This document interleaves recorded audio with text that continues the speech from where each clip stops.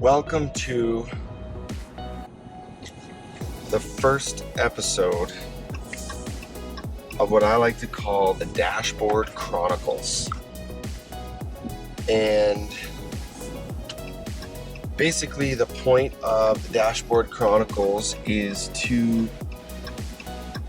let you guys know a little bit more about me, about the show, about hunting, and a little bit more of just an all-around approach. So this will be up on our YouTube channel. And I think it's just important to provide another angle to the audience that allows you guys to just get to know who's in front of the camera and behind the camera a little bit better. So I'm Mike Friesen. I am the host of Pursue the Hunt. Myself and my brother-in-law Travis kind of co-founded the show together. He lives in Kamloops, which is kind of too bad because I'd love to hunt with him more often and hang out, but unfortunately that's not where we're at right now. So yeah, it's kind of hoping that I could kick off the first episode with something a little bit more exciting.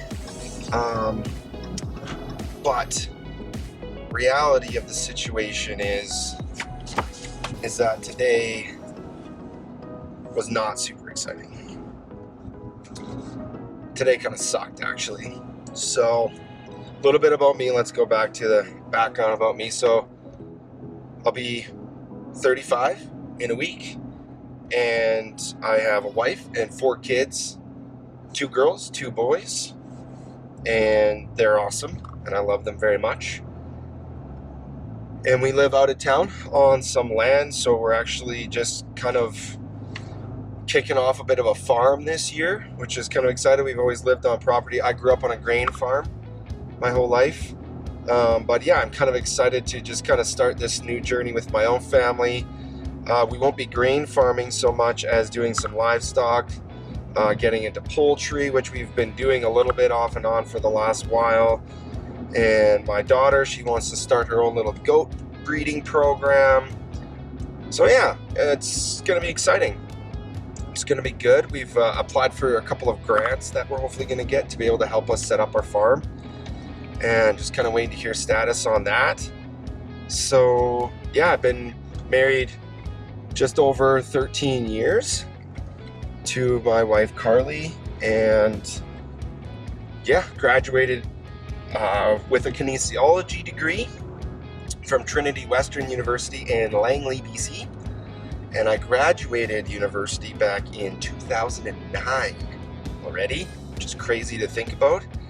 And still dabbling in the kinesiology field a little bit. I do enjoy helping people rehabilitate physical injuries, as well as doing some sports performance, strength and conditioning training. So that's been good and fun as well. But for the most part, just have my own business here in Fort St. John, MCOHS, formerly MC Rehab and Wellness, where we do drug and alcohol testing, hearing testing, mass fit testing. We do all that kind of in the oil and gas, construction industries, etc., which is kind of the primary up here. And now we're doing a TV show, which honestly has been nothing but fun. I mean, I have really enjoyed just the whole process of the first year, learning a lot of logistics and just how to do a TV show. Lots of help from other hosts, which has been nothing short of fantastic, actually. So big shout out to those guys. Yeah. So let's go back to today. So we just kind of been getting into horses since last fall. We have 2 horses, 3 mini horses, and yeah, it's been a learning curve, to say the least. I didn't grow up with livestock, but we have so many great people around just helping us out with that, and just training and caretaking and all that. Just really enjoyed the process, and We have this one horse, Crystal's her name, and yeah, we actually paid $100 for her, believe it or not, $100 horse. It's crazy. And when we picked her up, it was a little bit uneasy. She was pretty flighty and high test, and she was hot, like temper hot, and it's like, okay, I don't know what we're getting ourselves into, but it's a $100 horse, and we get what we get. And she just turned into this sweetheart, really did, and she was just, we worked lots with her, and we were just building a lot of trust, a lot of bonding, and just super fun. And so then at the end of November last year, we get this call from the people we were boarding at, and she got this like really big shoulder injury, and it kind of looked like it was someone took a cheese grater to it, actually. But anyways, healing up nicely. Actually, our best theory is actually she was attacked by a lynx, because a couple weeks later their neighbor had shot a lynx that was in their horse pasture, so we're kind of like thinking that there is some relation there. Anyways, so I'm on a conference call at work today, and sorry about the sun, it's really in a bad spot right now. So I was in the middle of a conference call, and my wife calls me on my cell phone, and so our rule of thumb is that if I'm busy, I won't answer it, but if it's an emergency, to keep calling. So she calls me another 2 times in succession, and I was like, hey guys, I'm sorry. My wife knows that if it's an emergency, she can keep calling, I need to answer it. So I answer it. And Crystal got injured again, and it's pretty bad, it's bleeding a lot, and that I should get over there right away. So I was like, okay, so hop in the truck, head over to where she was being boarded, and it's a little fresh still. She impaled herself on a branch when she kind of went after a different horse, and the branch punctured through her ribs into her lungs, and basically she wasn't gonna make it. And so we opted to put her down, and so that she wasn't suffering anymore. And it happened like 3 hours ago, so it's still a little raw.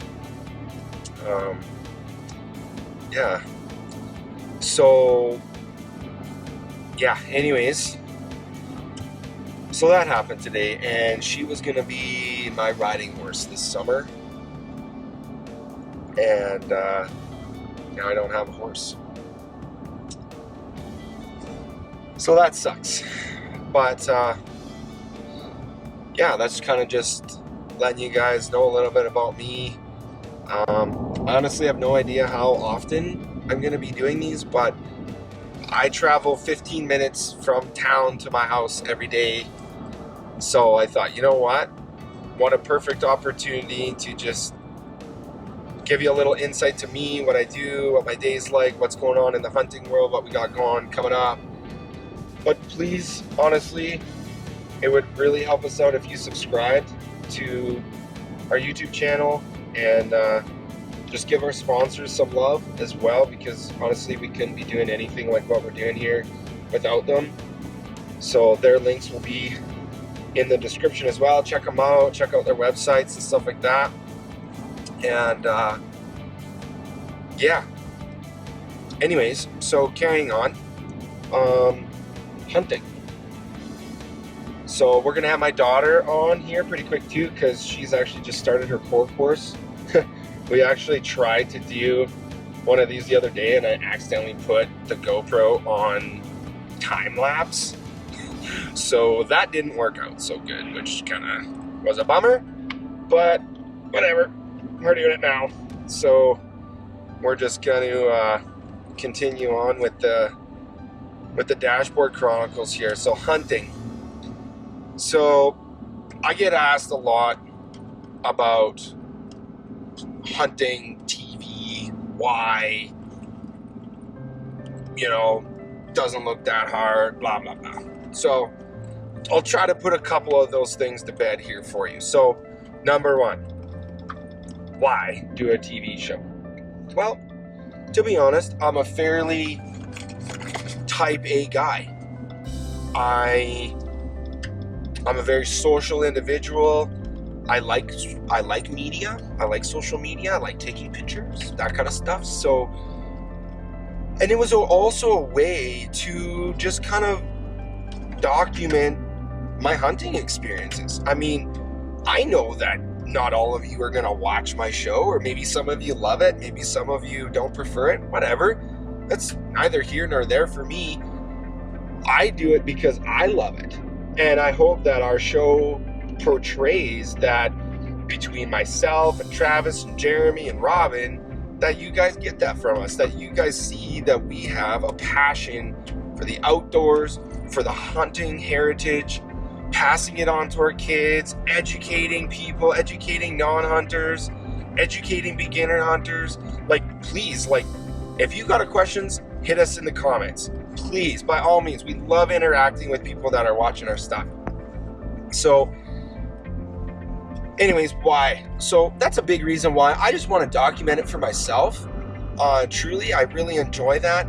And I am a businessman. So I also look at it as an opportunity to help businesses that are in the hunting industry or that relate to the hunting industry, to work with them, partner with them, network with them, to give them advertising opportunity, to showcase their products in our show, and help them field test new products. But just, it's really about networking. I mean, the hunting industry is just awesome. I mean, so many people just don't understand how tight the hunting industry is about helping each other out and all that kind of stuff. So I do it for myself because I love it, and I also do it because I'm a businessman. And I'll tell you what, at the end of the day, people are like, oh, get sponsor money, woo, Okay, just so you guys, everybody knows, I'm not paying myself yet. I would love to, maybe one day, pay myself for a bit of my time, that I put into editing it for you guys.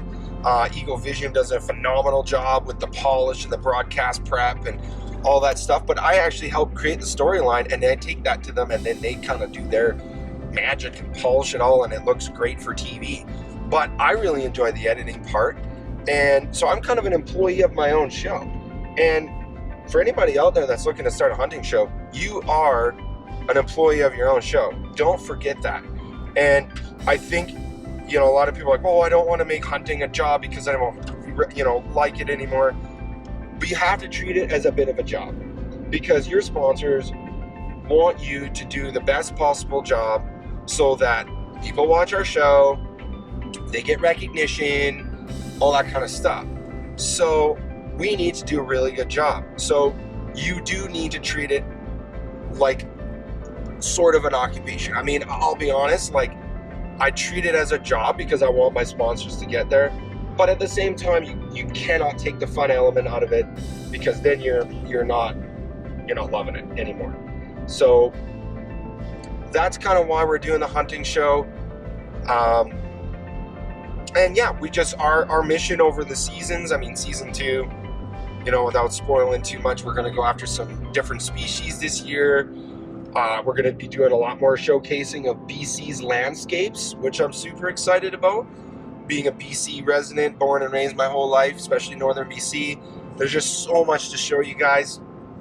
So we're just really going to do that. And we're going to do it a lot better this year.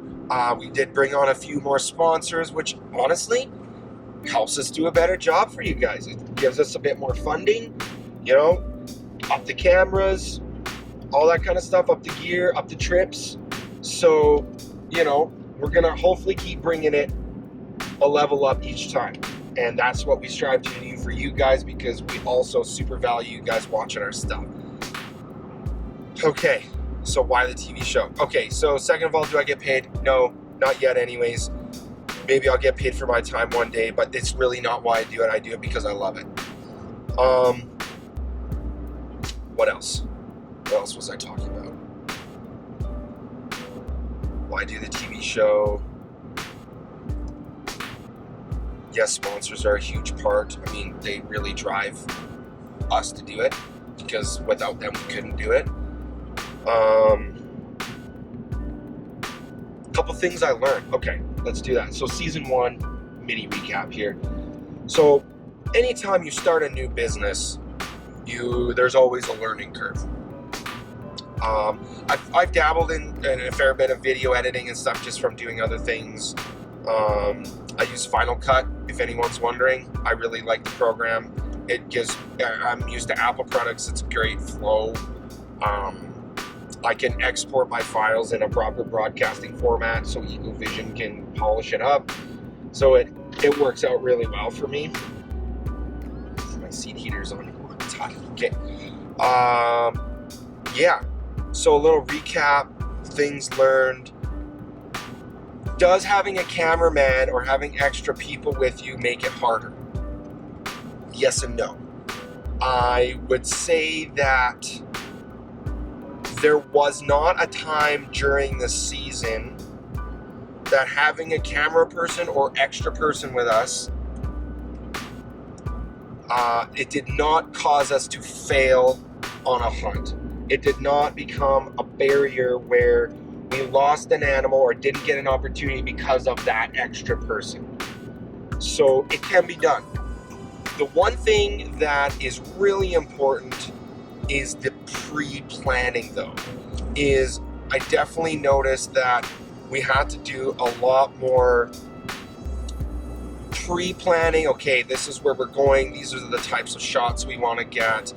Landscape, hiking in and out, introing, updating, all that kind of stuff. Because, you need to keep the audience apprised of what you're doing.